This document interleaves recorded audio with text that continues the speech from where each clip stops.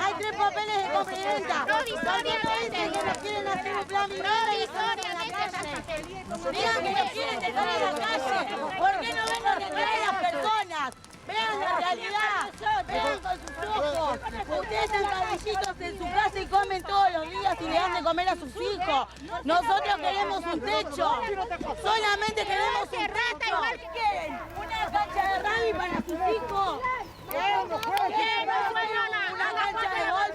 ¿Por qué no vienen a la cara? ¡Rata! ¡Inmunda! ¡A la cara, loco! ¿Qué se piensan? Esta es la realidad del país. Ustedes en su casa comen, se tapan, cabecitos. Los policías que ustedes son borrachos, que toman mandaron asado. Ustedes se le pueden dar 2 pibes tengo.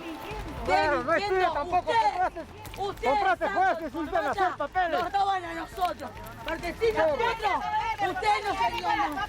La plata mueve montaña, amiga. Nosotros no somos Hoy estás arriba y mañana vas a estar acá con nosotros, vos también. Ustedes y nosotros no son nada, ¿saben? Ustedes no son más que nosotros, porque ustedes comen gracias a nosotros. Cuando necesitan un voto para su sueldo, los ignorantes les sirven, ¿no? Los ignorantes les sirven. Me encantaría sentarme en una mesa con usted a discutir. Yo trabajo, yo también trabajo, yo cuido abuelo a domicilio. ¿Qué me estás hablando? ¿Qué estás hablando? ¿Que somos ignorantes? ¿Que somos vagos? ¡Infeliz! Yo soy una laburadora igual que vos, amiga. ¿Qué hablas? Discutámoslo. Sentémonos en una mesa.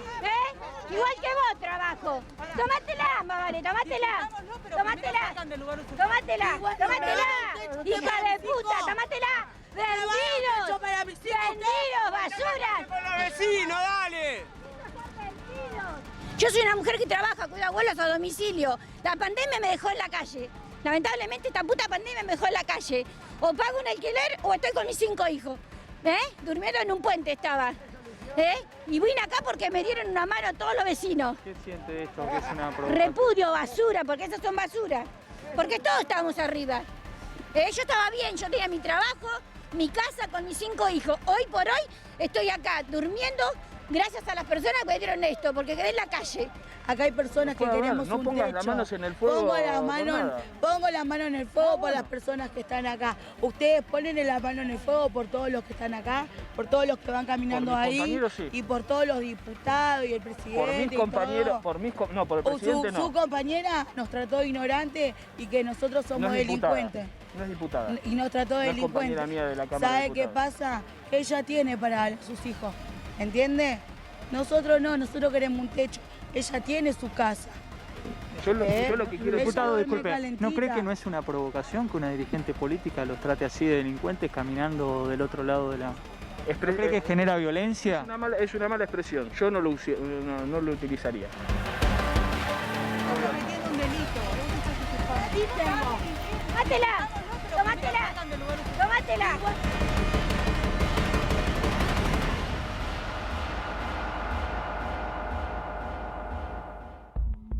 Más allá de quien tenga razón en esta discusión que acabamos de ver, es una discusión que se puede interpretar como de una manera simbólica.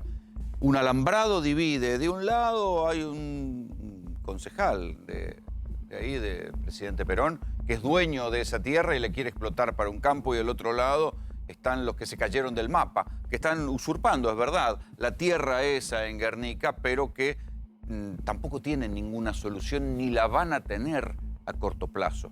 El gobierno de la provincia de Buenos Aires los va desalojando con lo que puede, por las buenas, en algún momento verán si los terminan desalojando con la policía, pero eso no quiere decir que el problema no exista. Y si uno se levanta como si fuera utilizar el Google Maps y se eleva un poco, puede pensar que hay una presión social desde abajo que tiene que enfrentar el gobierno, con la que tiene que lidiar el gobierno.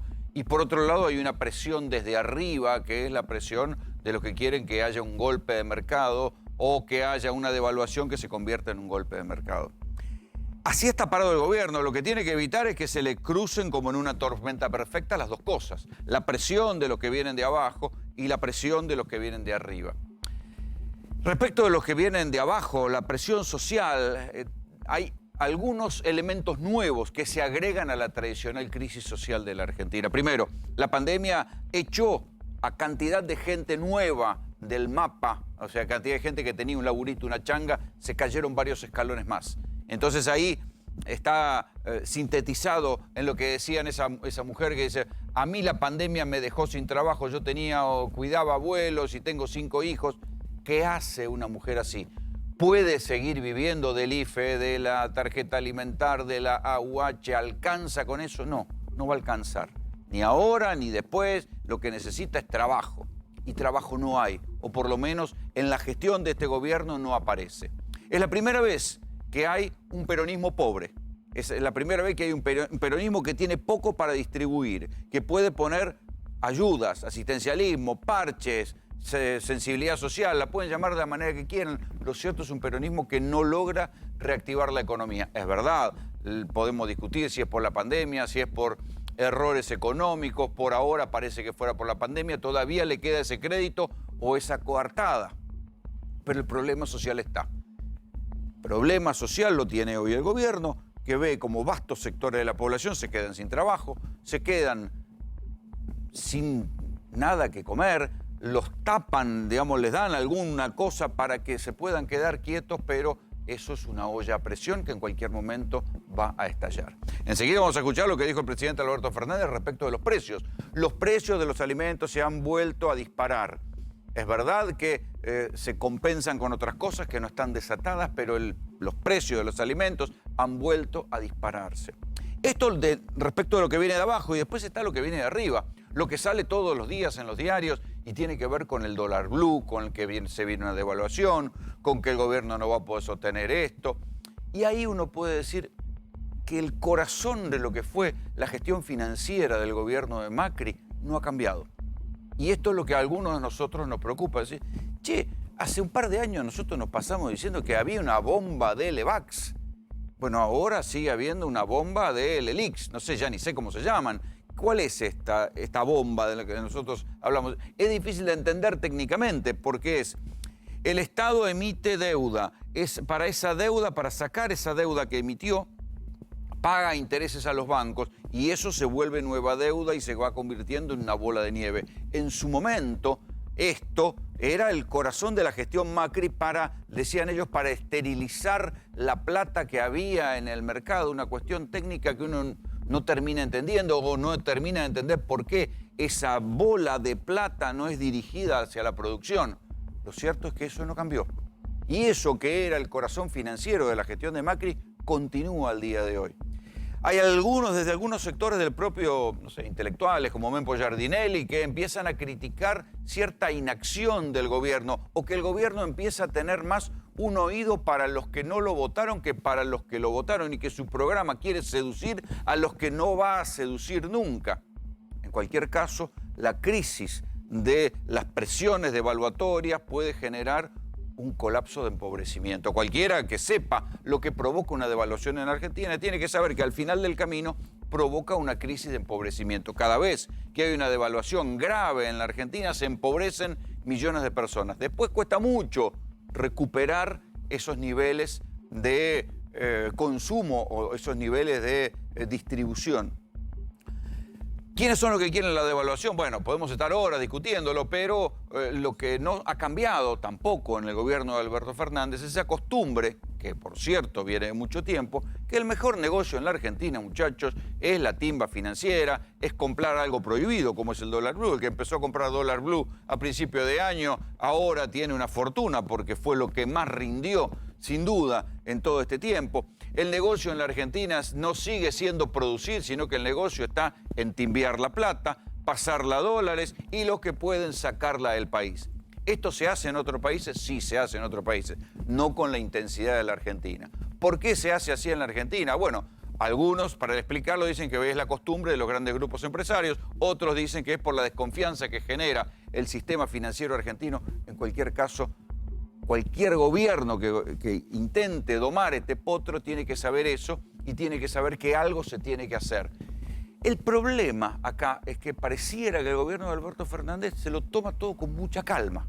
O sea, algunos de nosotros, y cuando uno habla también, incluso con miembros del gobierno, están preocupados por esto, por la presión de abajo, la presión que ha generado la crisis del coronavirus, el aumento del desempleo, el aumento de la pobreza, que no se puede seguir subsidiando a toda la población, la necesidad de que se reactive algo la economía y la presión de arriba, la presión devaluatoria que dispararía un empobrecimiento generalizado de la población.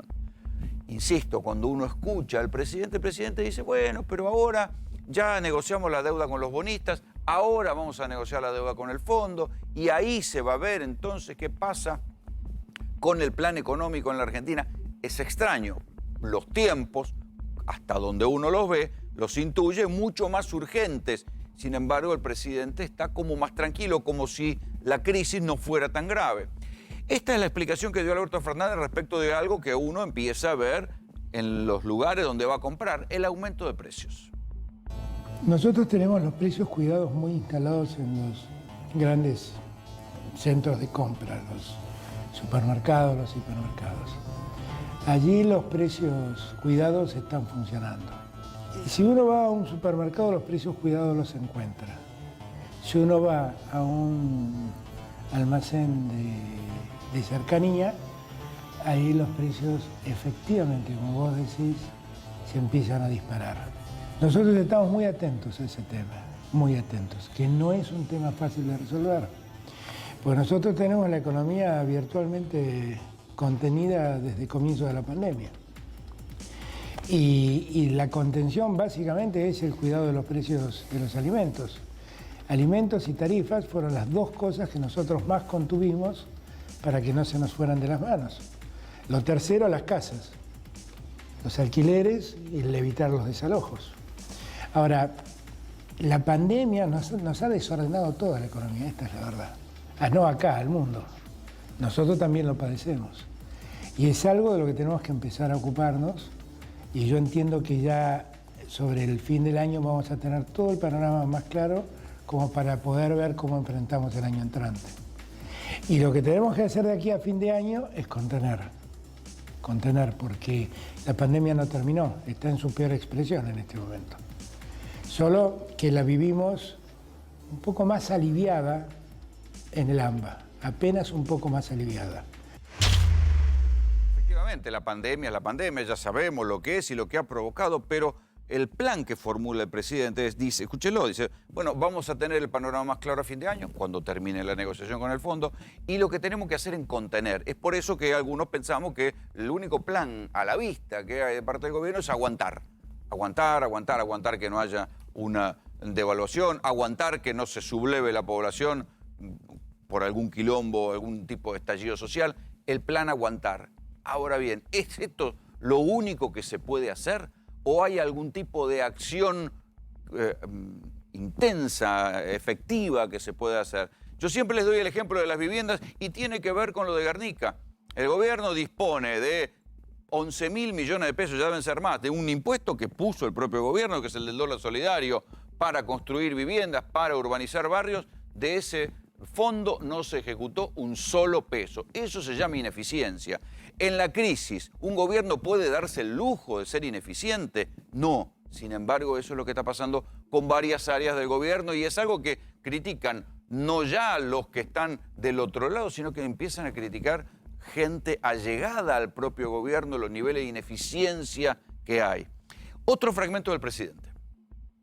Los sectores empresarios entienden, en su gran mayoría, que pagan muchos impuestos, que parte de esos impuestos son las retenciones, aunque las retenciones son derechos a la exportación, técnicamente no son impuestos, y entonces lo que se le pide siempre es que se alivie la carga impositiva. Lo que pasa es que la realidad indica que cuando, por ejemplo, hablamos de bajas en la retención de alimentos, como podría ser el trigo, o de impuestos a los alimentos, lo cierto es que eso nunca se traslada al precio.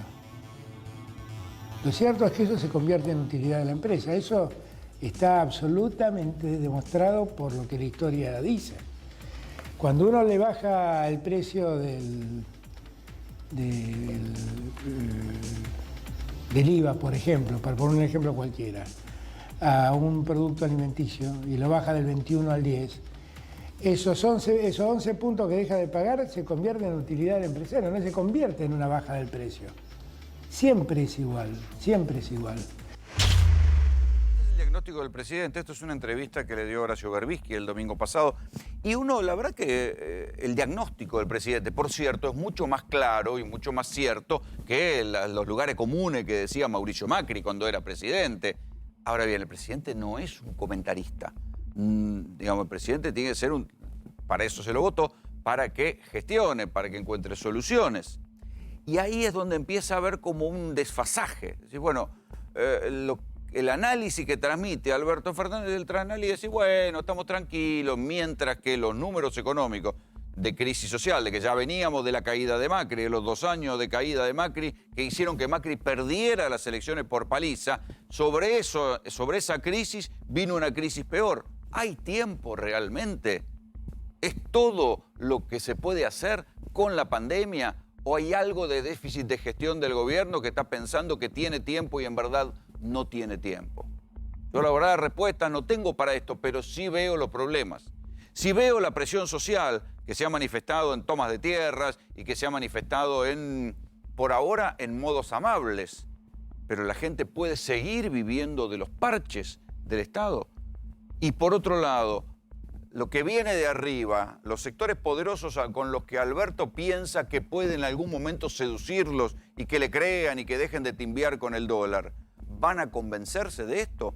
¿O van a seguir acumulando poder hasta algún día lograr el ansiado golpe de mercado? Bienvenidos. Esto es GPS.